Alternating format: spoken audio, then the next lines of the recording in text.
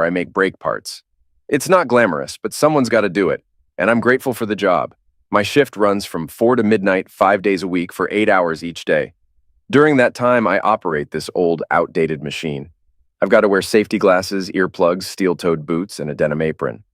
Every day, I meet my production goals, and if I'm lucky, I might get a bonus at the end of the year.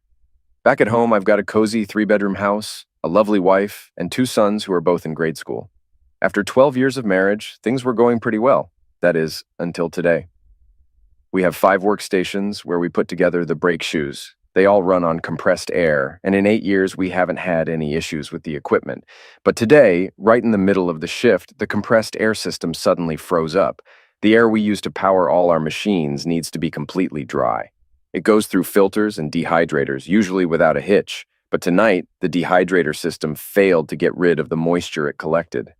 I'm no expert, but when moisture mixes with high-pressure air, things freeze up, and everything stops working.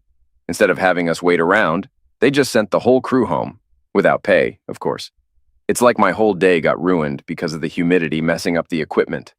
When I walked into the bedroom, all I saw was a big, hairy back bouncing up and down on my wife, Marcy.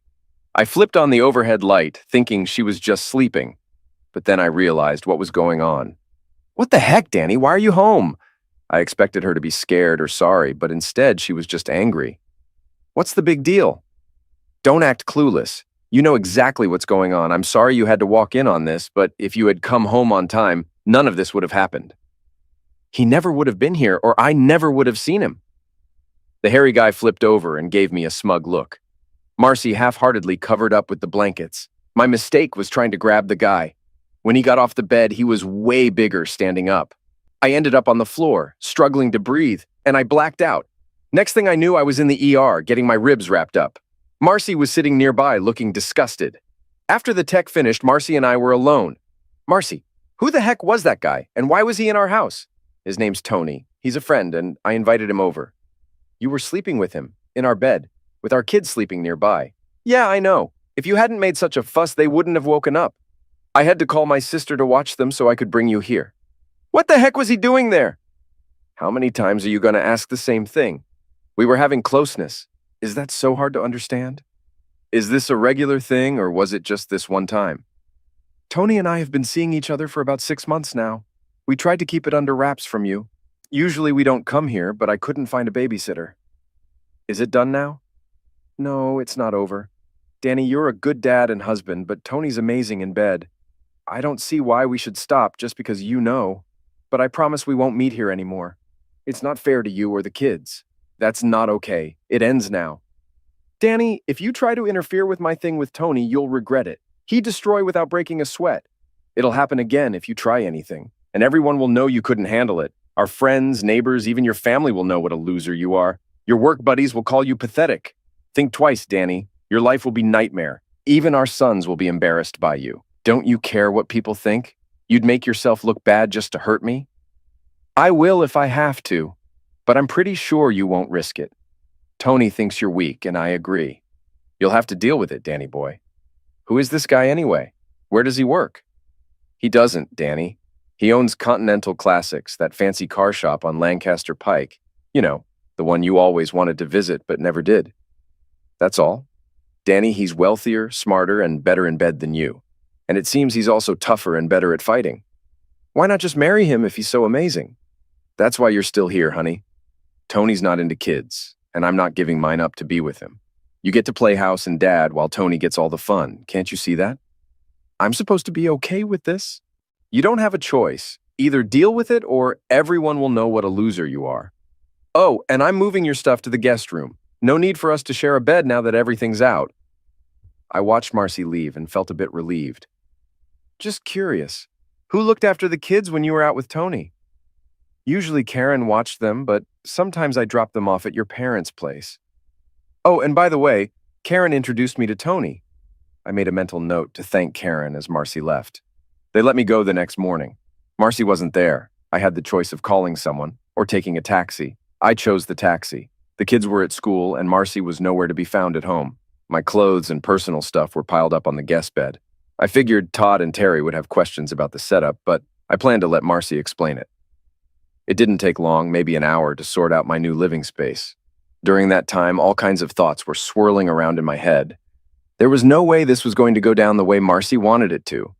First thing, I went down to the basement and found my old phone recorder. It only worked with the landline, but I had no other choice. Marcy mostly used her cell phone for calls. It took about 20 minutes to set it up and hide it behind some old paint cans. It was a start. I felt like crap, but I was well enough to head back to work. They offered me some pain pills, but I wasn't keen on taking them and then operating machinery. I opted for a couple of strong Tylenols instead. One thing Marcy totally misjudged was my bond with my work buddies. I spilled the beans to them about what went down the night before. They had all sorts of ideas, some good and some not so much. It was comforting to know my friends had my back when I needed them. We had an 8-hour shift ahead, and each of us was determined to brainstorm ways to make things right. We took a break for dinner in the middle of our shift. "Anyone got a plan?" I asked. Glenn spoke first. "I don't have a plan, but I've got a cousin who works for the guy. He handles all the car detailing. Word is he can't stand the boss. If you need info about the business or anything else, he's your guy." "That could come in handy, Glenn. Anyone else?" "Danny, I've got a couple of Magnums. You can borrow any of them. They're not registered, so no worries there." "Thanks, Barry, but that seems a bit much for me." "Well, shoot, then you don't want to hear my idea," Barry said. We chuckled at Barry's comment. "Spill it, Freddie. What's your idea?" I asked. "I was thinking we tie him to a tree with his legs spread and light a fire between them, like the old Indian style."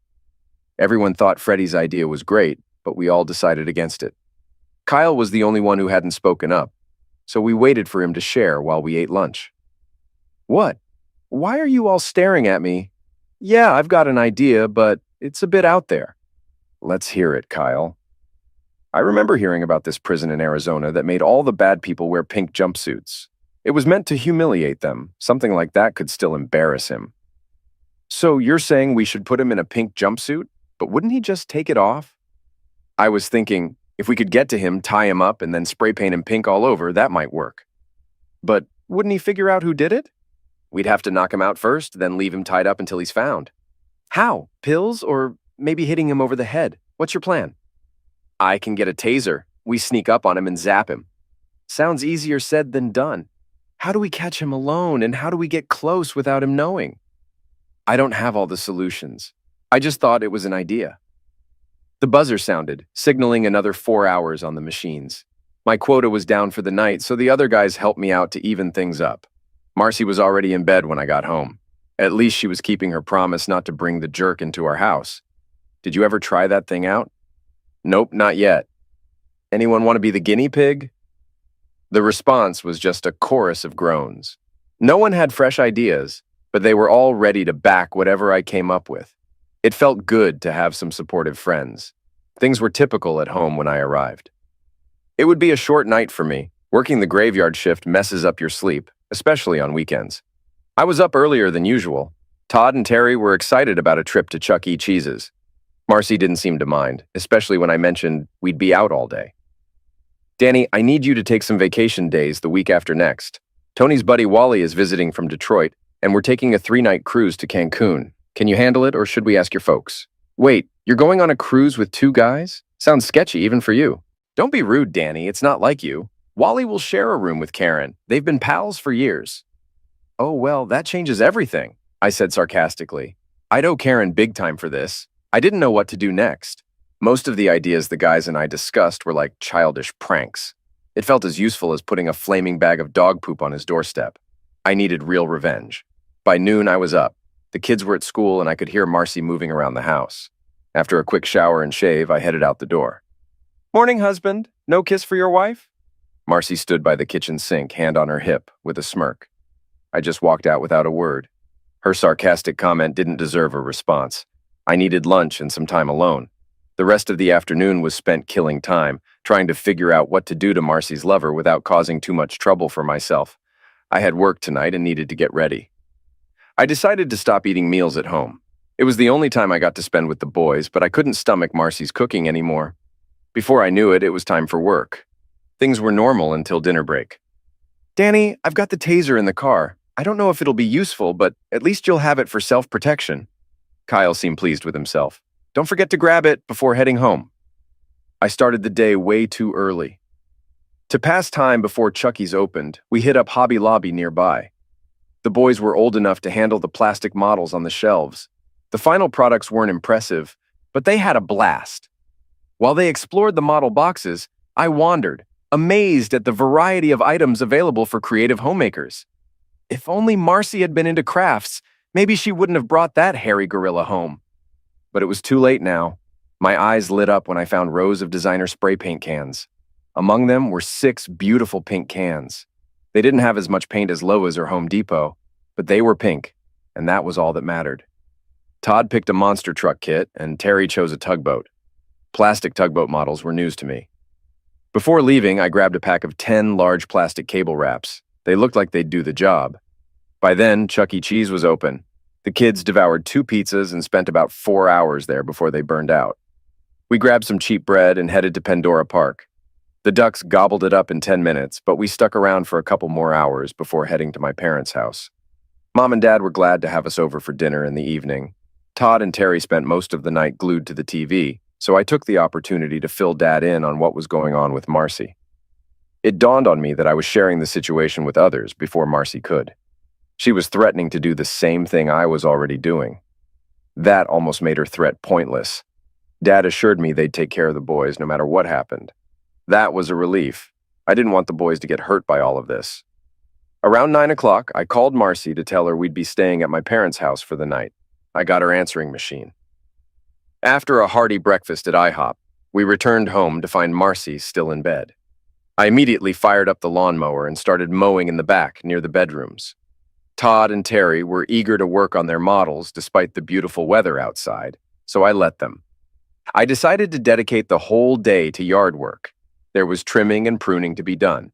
Progress was slower than usual because I found myself stopping to chat with neighbors. Although I had hedge clippers, I borrowed a pair from Mike Fielding across the street. His wife, Mary, was known as one of the biggest gossips in the neighborhood. I told Mike that there might be unfamiliar cars parked near the house because Marcy would have some male friends over. Everything should be fine unless they get too loud or rowdy. If that happens, just call the police. It was tough for me to manage things given that I worked nights. Larry Finley served on the board of directors at the local church. I borrowed a spark plug wrench from him and apologized for Marcy's recent erratic behavior. Naturally, he wanted to know what I meant. Larry was even more of a gossip than Mary Fielding. Within 10 minutes, he had enough gossip to last a month. I skipped lunch and wrapped up work around 4 in the afternoon. After a quick shower, I treated myself to a meal at Rosie's Cantina, opting for the priciest item on the menu. I couldn't tell you what it was, but it tasted fantastic. The rest of the evening was spent with my brother Dave and his family. Dad had already filled him in on the situation. I crashed on his couch for the night. My wife had this grand scheme. She thought she could control me by threatening to expose me as a pathetic. If I didn't accept and support her cheating, she'd make my life a living hell. It was a clever idea, but it had plenty of holes. Within a week, I'd already spilled the beans to everyone. That pretty much rendered her threat useless. Plus, I managed to make her look even worse than she imagined. I don't think she expected any retaliation. The next afternoon, I swung by the house to change for work, and there was Marcy, boiling with rage. "What on earth have you been telling the neighbors? Karen said you've been spreading rumors that I'm running a brothel here at night." "Come on, Marcy, that's nonsense. I simply mentioned to them that you might have male visitors while I'm at work, and they shouldn't make a fuss about it." "Well, that's not how it's being passed around. Who else have you been gossiping with?" "I told everyone. I thought it'd be better if they heard it from me first. Didn't say anything to your folks or sisters, though. You might want to talk to them before they catch wind of it." "Damn it, Danny, you're making me look like a whore." "Well, fair's fair. You were gonna make me look like a fool." "Sorry, honey, but I gotta head to work." Got to hang out with the boys a bit before heading out. Hardest part was not getting the quality time I wanted with them. Glenn had some good news. Continental Classics closed at 9 on Thursdays so Tony could do payroll in peace. Even the cleaners were gone. Kyle showed me how to use the taser. No volunteers for testing, though.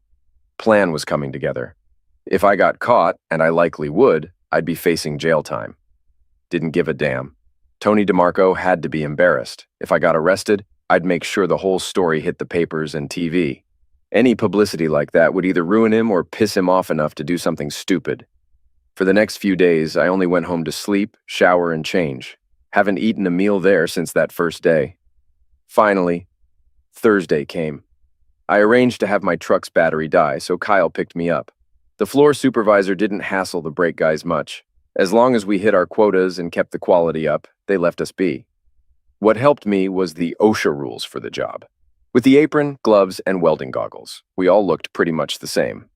At 8:30, I slipped out the back. The guys would take turns covering my station. One post would be empty, but no one really minded. Bathroom breaks were normal and not watched. The key was to make it seem like I never left.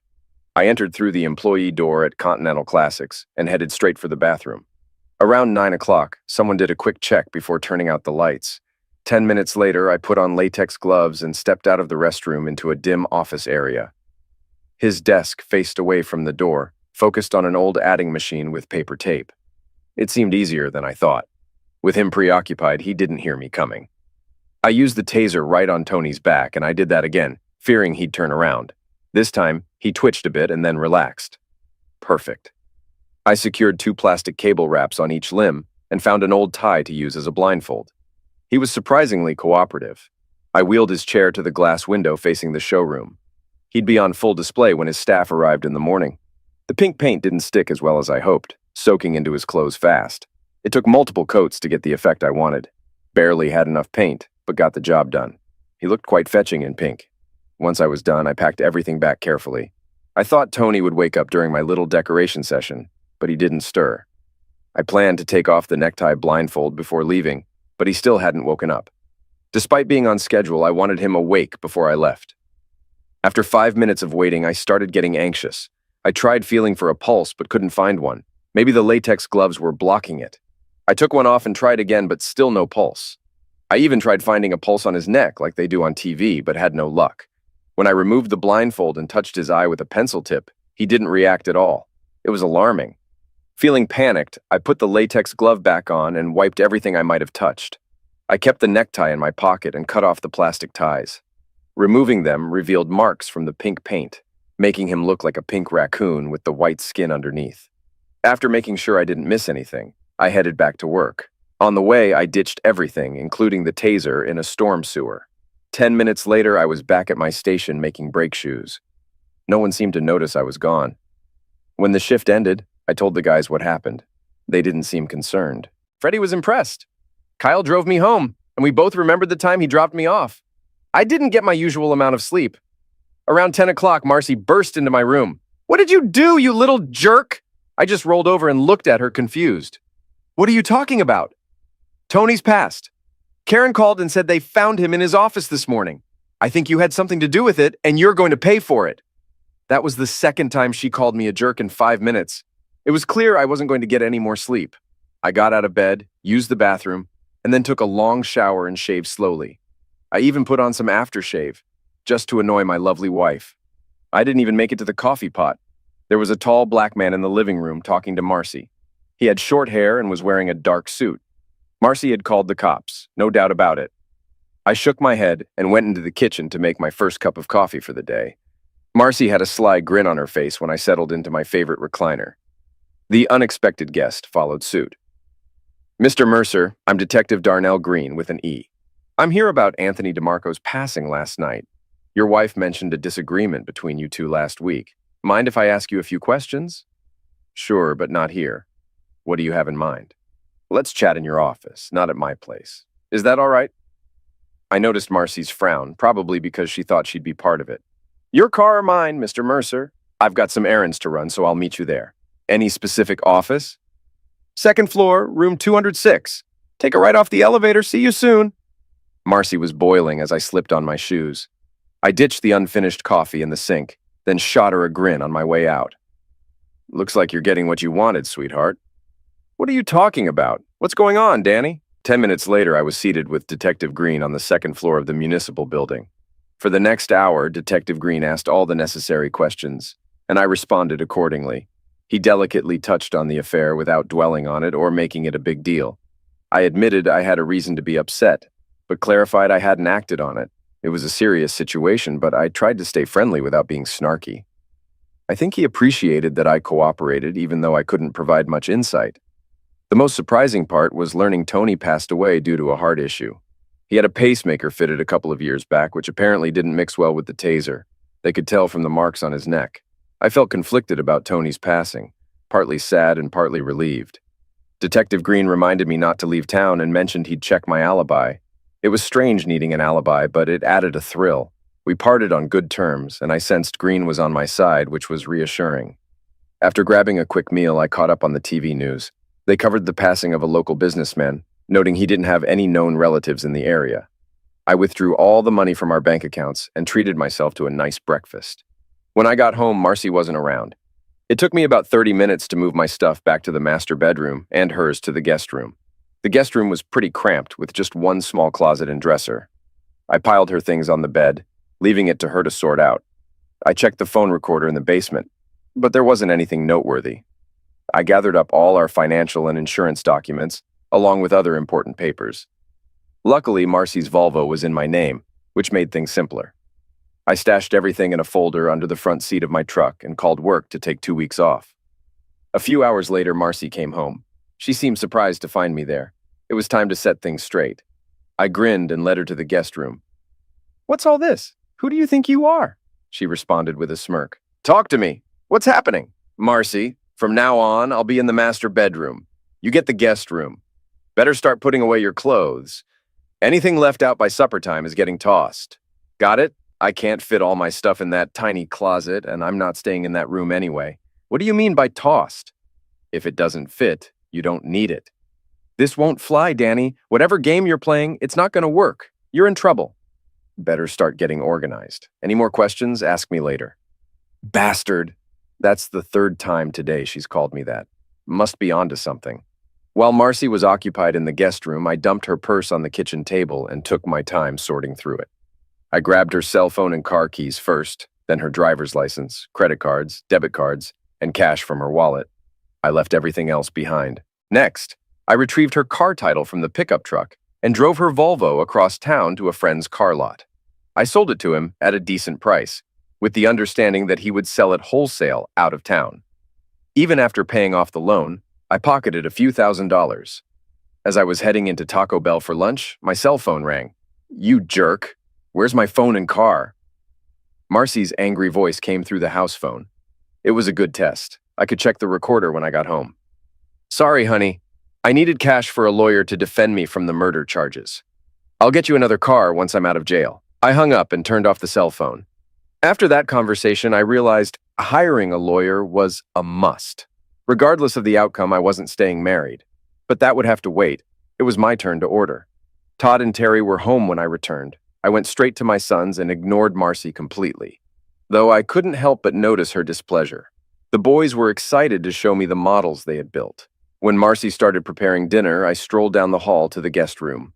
All my clothes were neatly laid out on the bed, and Marcy's were back in the master bedroom. I chuckled to myself, but decided not to argue. She was stubborn and determined right now. Marcy called the boys to wash up for dinner, and I went to the guest room to unpack my things again. As much as I wanted to toss out all her stuff, it felt too immature. Tonight, I treated myself to Red Lobster. Money wasn't a concern since I still had cash left over after paying the divorce lawyer's deposit. The shrimp and lobster combo was delicious, but those cheese rolls were still my favorite. After finishing my meal, I turned my cell phone back on, hoping for a call from work or Detective Green. Instead, it was my wife. "Danny, how am I supposed to go grocery shopping? We need milk and a few other things." "I'll take you when I get home. Let's try to do our shopping on Saturdays when I'm off work. I'd feel better if you didn't go alone." "Oh, I've got another call coming in. I gotta go. We'll talk when I get home." Kyle called next. Detective Green interviewed the whole crew, both individually and as a group. Everyone's stories matched up. Tom Tingle, the floor manager, was particularly supportive. He insisted there was no way I could have missed work. He kept close tabs on everyone and could vouch that I was there all night. I knew I wasn't that slick. If some investigator wanted to prove I destroyed Tony DeMarco, they probably could. It seemed like nobody really cared. I made it home just in time to tuck the boys into bed. Marcy was sitting on the couch with a glass of wine. I grabbed a cold beer from the fridge and settled into my recliner. The TV was off, so I thought it might be a good time for Marcy and me to chat. "So, Marcy, how's the plan to make me look like a pushover and a pathetic going?" That ended the conversation before it even started. Marcy finished her wine, got up, and headed to her bedroom. I thought she wanted to talk. Guess I was wrong. I took my beer and went to check the recorder. The first call was to her sister. No secrets there. It seemed Marge knew all about the affair with Tony and was fully behind Marcy. That was good to know. The next call was to Marcy's mom, and it was a bit different. Mom had no clue what was going on. Her daughter convinced her that Tony was just a friend of Karen's and that I was jealous because I'd been trying to hook up with Karen for years. Tony gave me a lecture about it, and I got upset. She didn't say outright that I ended him, but she definitely implied it. She tried calling the cell phone company to replace the phone I took, but had no luck. Next, she called the DMV to report her missing driver's license. They advised her to report it to the police. Then, she contacted the bank to request a replacement credit card, but they informed her the account was closed. I have to give her credit. She kept herself busy. The final message on the machine was to Karen. Even though Karen lived nearby, they used the phone instead of meeting up. Odd choice, but it worked in my favor. From that call, I learned two important things. Wally was still coming from Detroit, and Marcy planned to lay low until he arrived. The boys and I were up bright and early the next day. We left the house before Marcy woke up and returned after lunch. Marcy insisted I drive her to the grocery store since she no longer had a car or license. That evening, while she cooked dinner, I checked the recorder. Wally had arrived, and he immediately called Marcy. Their conversation was quite intriguing. He believed everything Marcy told him and promised revenge. Wally and Tony were childhood friends, and he wasn't going to let this slide. He gave Marcy his contact details and told her to call him the next day. Marcy then excitedly called Karen, expressing her happiness. It was hard to believe this was the same woman I'd been married to all these years. The change was sudden and complete. I didn't realize my actions were so severe, aside from dealing with her lover. I grabbed a burger before heading to bed. The lawn needed mowing again, so I had a good reason to steer clear of Marcy the next day. Around 11, Marcy's parents came to take the boys for a sleepover. I didn't know about it beforehand, but decided not to object. Tomorrow was a school day, and Grandma Wilcox assured they'd be back on time. I was eager to check the phone recorder, but first, I grabbed lunch since I missed breakfast. After a quick shower, I headed to Denny's. Marcy didn't mention that I wasn't eating at home anymore. Marcy and Wally cooked up a plan to get back at Tony's passing. It all seemed kind of silly, especially since I was in on it. After Marcy and I hit the hay, Wally would sneak in through the back deck's sliding door. She assured him it'd be unlocked. If all went according to plan, it'd look like a burglary gone wrong. Both Marcy and Karen called emergency when they heard the noises. It might sound dumb, but then I remembered I hadn't changed the beneficiaries on my insurance policies. As I left, I sarcastically blew my wife a kiss, and she flipped me off. I had dinner with my folks and hung out there for the evening. Before leaving, I borrowed Dad's tool. The short-barreled 20-gauge would be perfect for the occasion. Marcy was already in bed when I got home, her light on, probably reading.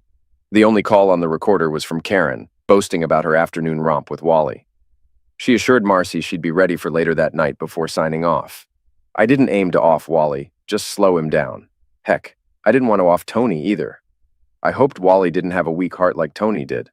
I wanted to check if Marcy left the back deck door unlocked, but worried Wally might spot me. So I stripped down to my shorts and messed up the bed blankets. I wished for a cup of coffee, but there was none. So I settled for a Coke. I waited in my recliner with the cell phone close. He didn't show until after midnight. Once I saw him on the deck, I dialed emergency and reported an intruder. I made sure to say I felt my life was in danger and didn't hang up. The patio door slid open quietly, and there was Wally. I waited until he was inside and then did that. I aimed low, not to off him accidentally. The first knocked him back onto the deck. With the second, he fell over the deck's side, breaking the railing. I knew he was alive because he was howling.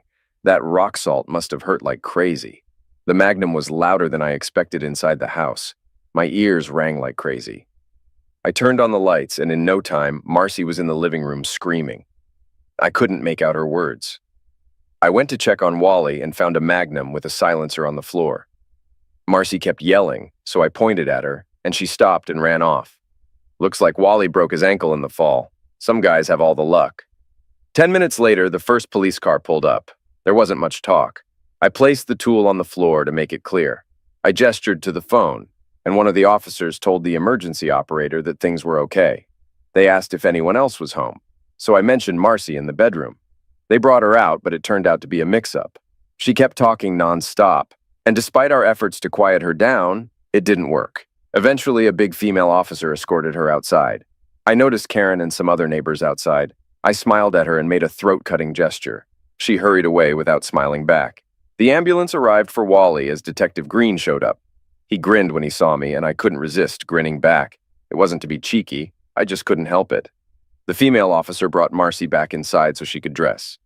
She was a bit calmer. Once dressed, we all headed to the police station. I asked for separate cars, so Detective Green let me ride with him. We didn't chat on the way downtown, but he glanced over and smiled again.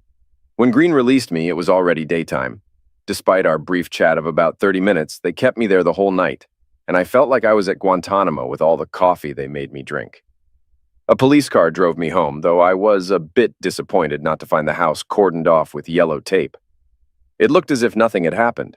Not even a crack in the sliding glass door from the rock salt. I guess Wally bore the brunt of it. I estimated it would take about an hour to fix the broken railing. I crashed into bed and didn't wake up until after lunch. After relieving myself, I stumbled into the kitchen to find Detective Green there, sipping coffee and reading the paper. He must have made the coffee while I was asleep since I had my fill the night before. Opting for a large glass of orange juice, I settled across from him, unsure how he got in. "You're quite the cool cat, Mr. Mercer," he remarked without looking up from the paper. Not knowing how to respond, I remained silent, unsure if he was joking. He finished his coffee. "Detective Green, I need a shower, a shave, and some grub. I'll treat unless it violates some police protocol." "Take your time, Danny. I'm in no rush," he replied as I headed for the shower, wondering when he found time to rest. Lunch consisted of 2 hefty pulled pork sandwiches, and Green even joined me in having a beer. We sat in silence for a while, and it started feeling heavy. "You're itching to ask me something, ain't you, Mr. Mercer?" "Kind of funny, I was thinking the same about you." The detective signaled the waiter for 2 more drafts. "I spent all night throwing questions your way. Now it's your turn. All right, first off, where's my wife?" "We still got her. Charges will be filed this afternoon." I finished my beer. "Your wife's folks got her a lawyer." I wasn't expecting that.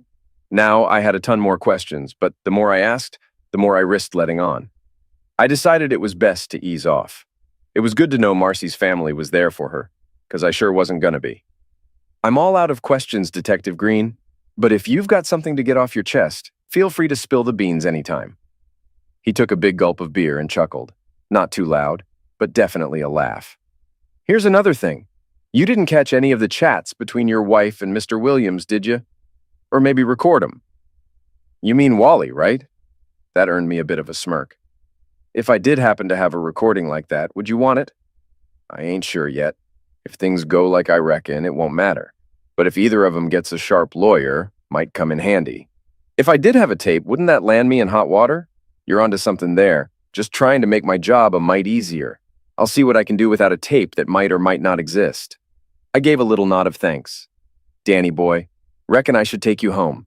Your boys will be back from school soon, needing their dad." We got home just as Todd and Terry got off the school bus. They came over and I introduced them to my new detective buddy. They wanted to see his badge. Everything seemed fine until Green leaned in and asked, "So who built the tugboat and who made the monster truck?" "I built the truck!" Todd proudly exclaimed, puffing out his chest. "I did the tugboat. Want me to show you?" Terry said, just as proud. "Maybe I'll check him out next time. Gotta run now," Green said as he left, grinning like he knew something. He knew about the pink paint. I felt trapped, with nothing I could do. That night, we ordered pizza. The boys didn't ask about their mom.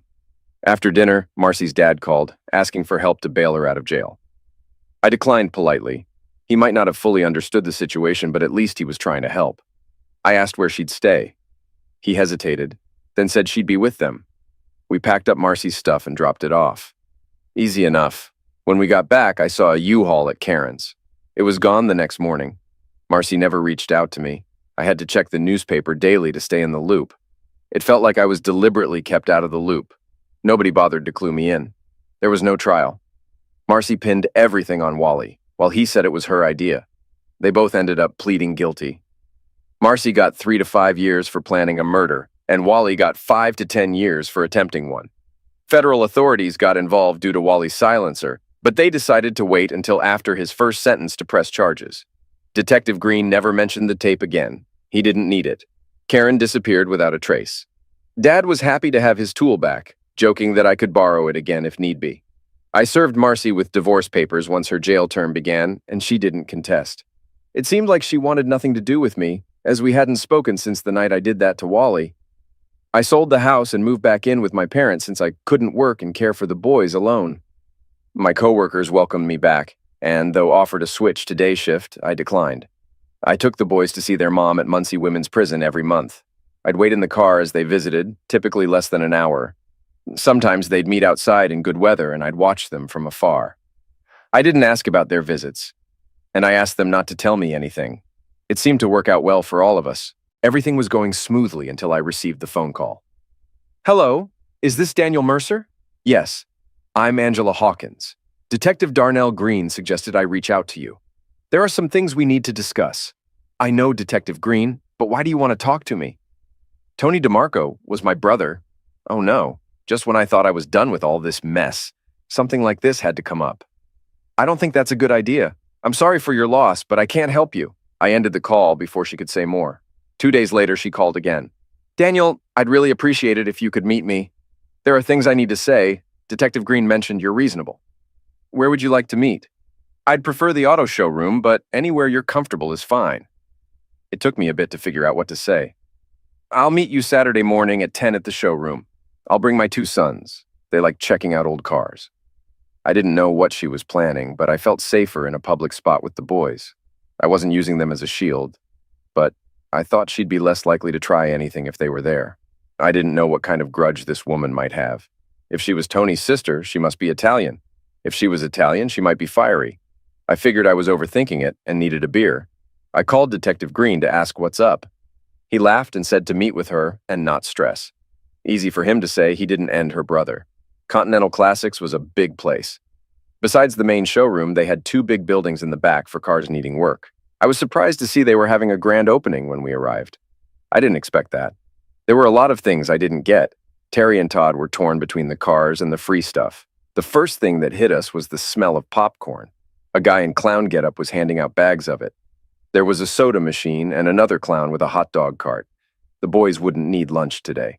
It wasn't hard to spot Angela Hawkins. I recognized her right away as she walked towards me with purpose. She had all the Italian traits. Dark hair, dark eyes, olive skin, and a curvy figure. Tony was big, but Angela was short and stout. As she came closer, I felt a bit nervous, especially when I saw her daughter beside her. The girl, around 10 years old, looked just like her mom, but with lighter hair and no curves. It seemed we both used our kids as a sort of shield. She reached out her hand in a friendly gesture. Daniel Mercer, right? It felt natural to shake her hand. I've always wanted to say that, like in the Dr. Livingston movie, she said with a smile, though she seemed a bit uneasy, which put me at ease. Since I was quiet, she kept talking. This is my daughter, Carla. Carla greeted us with a smile. Todd said his name while Terry eagerly shook her hand. Carla, why don't you show the boys around while I talk to their dad? Terry followed Carla to the showroom, and Todd headed for the hot dog stand. It seemed like a positive start. We can chat down here or head up to my office, your call. I think the office would work. Those were my immediate words. As we headed towards the stairs leading up, I noticed some employees glancing our way and chatting amongst themselves. Angela saw it too and chuckled at my discomfort. The salesmen, sporting blue bowling shirts for the opening, stood out. But instead of focusing on shoppers, they seemed more interested in me. At the far end, one guy flashed a big smile and a thumbs up. I returned the smile but felt a bit uneasy. Did Detective Green fill you in on my situation at all? I didn't respond, just shook my head to indicate he hadn't. I won't bore you with my life story, but you should know a bit. Tony was my brother, my only family. When he passed without a will, I inherited his business. The executor took a chunk, but I still got more than I expected. It was good to hear someone benefited from the ordeal. While she talked, I noticed her pierced ears and wedding ring. A small silver cross hung from her neck, though I found myself more distracted by her cleavage. Just as I started to refocus, she interrupted. Mr. Mercer, you with me? It was a playful question, her smile confirming it. Sorry, got distracted. Was just admiring your crucifix. Reminding myself to maintain eye contact, she playfully punched my arm. Want a beer? That sounds good. Next to the desk, there was a small fridge, and she had to bend over to grab the drinks. One moment, I found myself staring at her cleavage, and the next, I was face to face with a lovely rear end. She wasn't just explaining things. It felt like she was trying to charm me. Maybe it wasn't intentional, but it was definitely working. She popped open the can and passed it to me, making sure not to bend over too much. We both took a few sips without saying a word. Well, Angela, I'm happy things turned out well for you, but I'm not sure why I'm here. I should head back to the boys before they start worrying. It'd be better if you called me Angela. Can I call you Danny? Sure. So, are we finished here? No, not yet. Just sit tight until I'm done. Detective Green said you'd get it. I stayed silent. Figured the quicker I zipped it, the quicker she'd wrap up. Tony was a jerk. He was rotten and got what he deserved. Odd as it sounds, I wanted to thank you. It felt like a setup. Was that detective setting me up? Was the room bugged, or was it her? She could easily have a bug tucked in her bra. Damn it. I caught myself staring at her cleavage again. Are you wired or recording this? Of course not. Why would I do that? I finished my beer, still unsure. Maybe I should check on the boys. Don't want them getting into any mischief. Just stay put. She sounded pretty firm about it. I never had much love for Tony. About 3 years back, my husband passed in an accident. He had no life insurance, and the guy who hit him was uninsured too. I had no job skills and a daughter to raise. Tony was my only family, so I reached out for help. He chipped in for part of the funeral costs, but that was it. He wouldn't even return my calls. So, you're saying his passing was a blessing for you? Yeah, and it seems like it was for you too. Maybe we should both count our blessings and leave it at that. Angela grinned and finished her beer. You don't want to talk about this anymore, huh? I nodded and started to stand up. I need a favor from you. You're the only one who can help. What could I possibly do for you? I want you to join my team as the general manager. You're nuts. I don't know a thing about the car business, especially high-end ones like you've got down there. I know that. I've got people for that. What do you need me for? Angela seemed a bit jittery. She was glancing at her feet, then the walls, as if searching for the right words. Did you notice how my staff looked at you when you came up to the office with me? Yeah, they didn't seem too friendly. They all think you're the one who took out Tony. And not only that, but you made a joke out of it too. They used to fear Tony, and now they're scared of you. It's like they respect you out of fear. You catch my drift? They don't respect you? Nope. They're going to try to take advantage of me left and right, and I can't do a darn thing about it. I'm not tough or smart enough to keep them in line. What can I do? Just be here, mostly.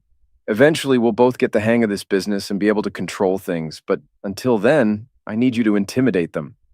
I'm a nice guy, Angela. That's why Tony and my wife thought they could push me around. She seemed more at ease now.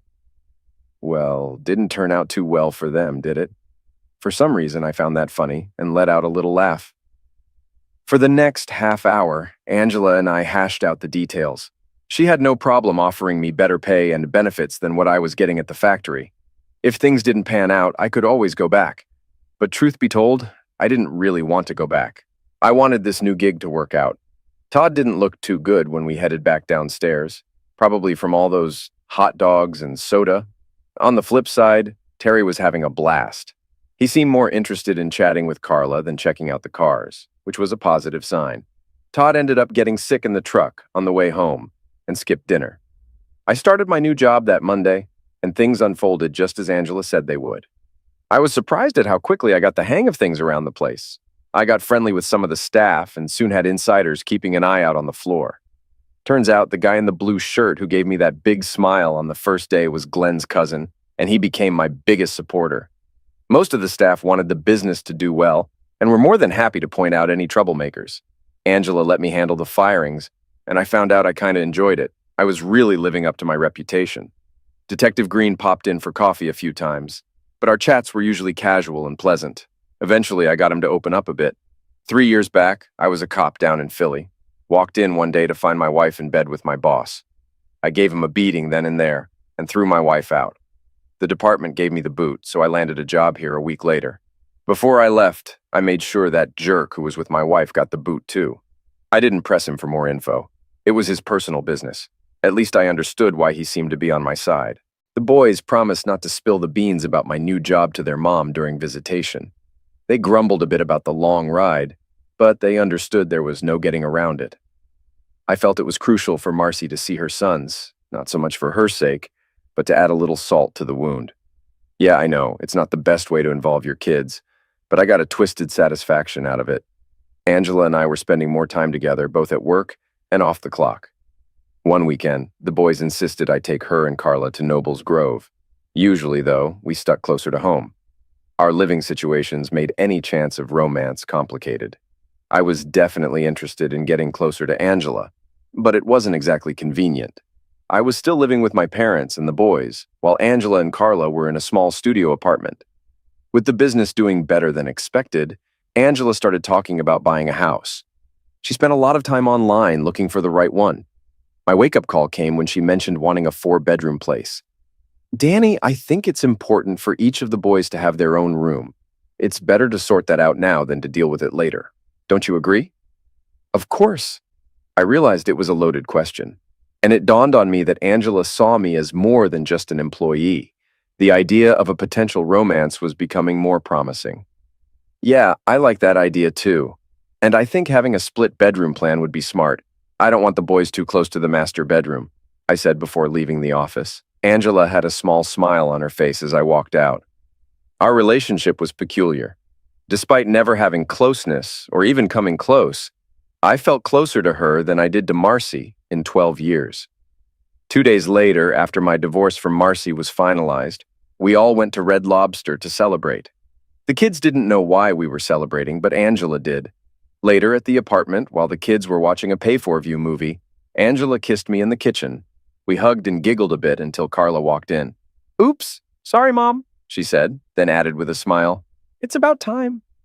Back in the living room, Carla whispered something to Terry, and they both smiled. Angela and I behaved ourselves for the rest of the evening, but I was excited about what might happen next.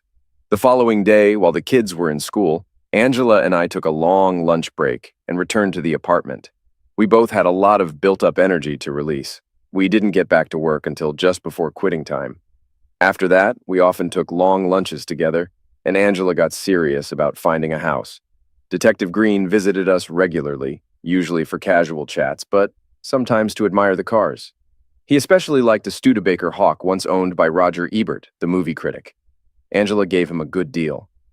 "Danny, I need you to take me to see Marcy." It came out of the blue. Even though we weren't visiting Marcy as often, she never seemed bothered by it. "Is there a specific reason?" "I need closure," she replied. I never quite grasped what that meant. I knew the words, but the idea puzzled me. "Do you want me to come with you?" "Just drive me there. You don't have to be there when I talk to her." On a warm, sunny autumn day, we arrived at Muncie. The inmate visits were outdoors, so I parked near the fence. 10 minutes later, Marcy and Angela emerged into the exercise yard and sat at a table.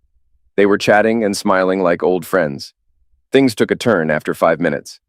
Marcy's smile vanished, replaced by a scowl as she leaned across the table towards Angela. Angela, however, remained cheerful.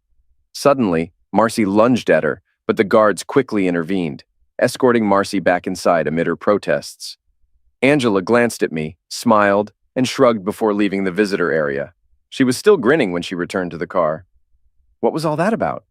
"Your ex-wife is quite touchy," Angela said with a giggle. We drove in silence for a while until Angela turned to me. I introduced myself and she seemed pleased to see me. Everything was fine until she realized I wasn't on her side. I may have misled her a bit at first. "What's the deal?" I told her I came from Baltimore for payback. She liked that, thinking it was against you. But really, I just meant I was taking over Tony's business to settle the score. Revenge can still happen against a lifeless guy, can't it? All right, but why did it rile her up? She wanted details like when, where, and how. Obviously, she meant you. Now I was curious. I told her it'd take a really long time and asked if she wanted updates. She was all for it and demanded to know my exact plan. When I mentioned how, she lost it, went totally nuts. It was priceless. All right, so spill it. How do you plan to off me? I gotta hear this. Her grin widened. I told her I was gonna having love with you till the last. That's it? Yep, pretty funny, right? Figured she might get mad, but didn't expect her to flip out like that. We both chuckled in silence for a bit. I was impressed. When's this supposed to start? As soon as we hit the next motel, silly. 2 months later, Angela and I tied the knot in a small backyard ceremony at our new place. Angela sent Marcy a wedding invite with a little note inside. Everything's going according to plan. He'll bite the dust in 40 or 50 years.